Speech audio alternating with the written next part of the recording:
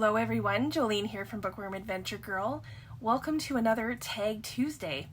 It's been a while since I've done a tag, and the one that I'm doing today, I was tagged in a few months ago, and I'm finally getting to it. This is the Loki Book Tag, which was originally created by Eric from Break Even Books, and I will leave a link to his channel and to his tag video below. And the prompts are based on the Marvel villain Loki, the character and the show. And I have to be completely honest, I have no idea who Loki is. I don't know what the show is or anything about it. So I'm just very glad that the prompts are about books, because that I can talk about and that I know. So I was kindly tagged by Chattie from The Mad Chatter, and I will leave her channel and tag video below as well, so be sure to check it out. So let's get started. The first prompt is Mischief, a book with a mischievous character. And the book that came to my mind immediately was Son of a Trickster by Eden Robinson. And this is the first book in a trilogy about a teenager named Jared who does not have an easy home life, and he sells pot cookies. And then there is a trickster character, which is common in some indigenous cultures. And trickster characters tend to be mischievous and pranksters, but they are also important in storytelling, and sometimes they are protectors among many other things. Number 2, Variant 1. Show a book you have more than one version of. So this is the prompt, this one and the next one, that Chattie said is why she tagged me. And she's right, I do have several books, mostly classics, that I have more than one edition of. So I'm going to share 2 books with you. I believe that these are ones that I haven't shared before. So one of my favorite classics is John Steinbeck's Of Mice and Men, and I absolutely love this little gem, and I have a few editions. I have this one, which is the Penguin Books edition, and it's the first one that I ever had and the one that I read from. And then I also have this edition, which is also from Penguin, and this is the Penguin Classics edition. And I actually have several classics in these editions. They can be a lot of fun, and in fact I could probably do a video on that if that's something that you want to see. Just let me know in the comments if that's something you'd be up for. And then I also have from Penguin, they put these out. These are the Centennial editions, and I have several of Steinbeck's work in these editions, which they have deckled edges and French flaps, so they are quite nice. Another classic that I own a few different editions of is Rebecca by Daphne du Maurier, and I have this one from Virago Modern Classics, which was published in 2003, and this is the first edition of this that I got. And then on the inside it shows all of Maurier's books, if you can see that, in these editions, which I think are quite lovely. If I ever get more of her work, I might try and get these editions. And then the second edition I picked up because when I went to read Rebecca, I couldn't find my original copy. So I got another edition, again from Virago Modern Classics, and these editions were published in Great Britain in 2015.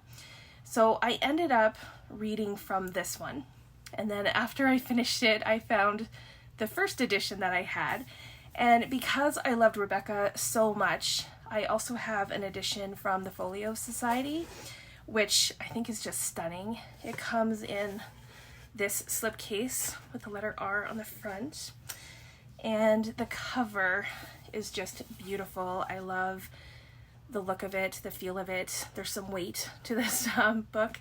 And then the illustrations inside are just beautiful. I'll show you a few of those. Here they are at the water. If you know the story, you will know who this is. That's an interesting portrayal. And another one here too that I'll show you that I thought was quite lovely.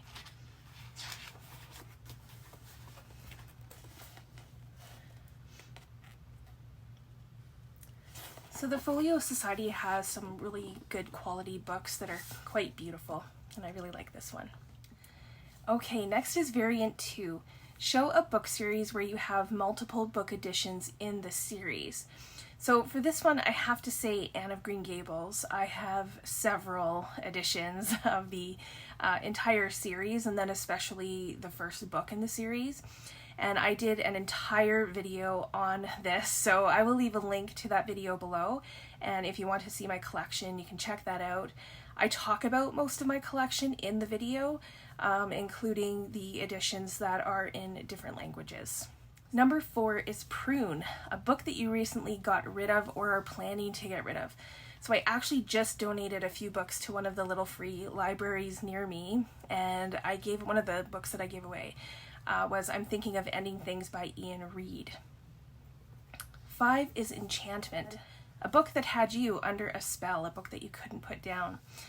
So for this one, I am going to choose The Book Thief by Marcus Zuzak, and I was just talking with a young lady who was reading this book, and I shared how, first of all, how much I loved this book. I started it in the later morning, maybe early afternoon, and before you knew it, it was dark, and I was straining to see the words on the page, but I didn't want to stop reading, like not even long enough to get up and turn the light on. So this book really captivated me.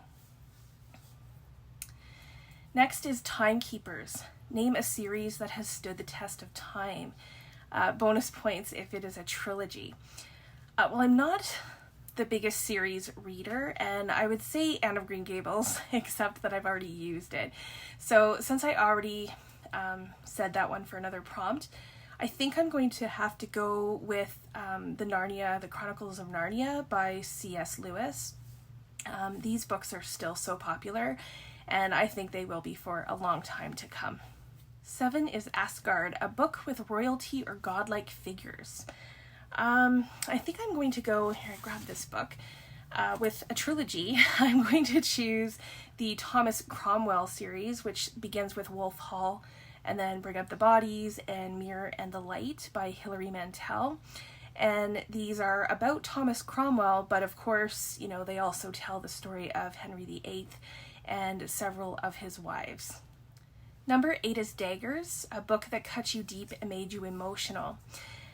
For this, I have to say She's Come Undone by Wally Lamb. I've talked about this book many, many times already, and it's the only book that made me cry while I was on public transit.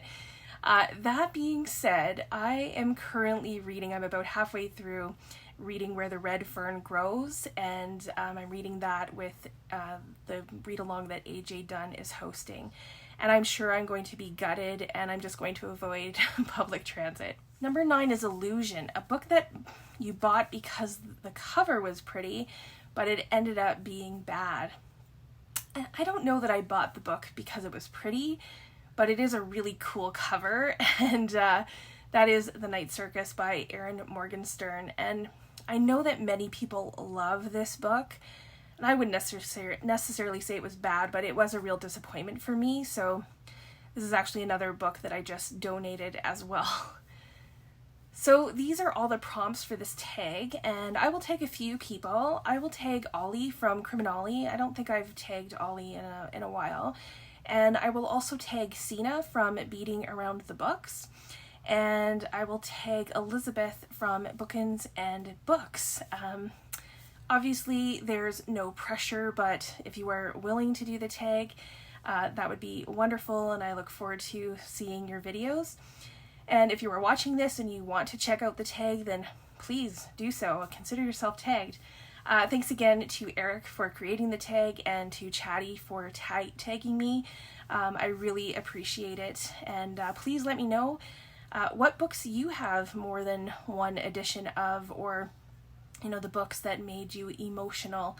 I look forward to chatting with you in the comments. Thanks again for watching. I hope you enjoy the rest of your day, and don't forget to make every day an adventure.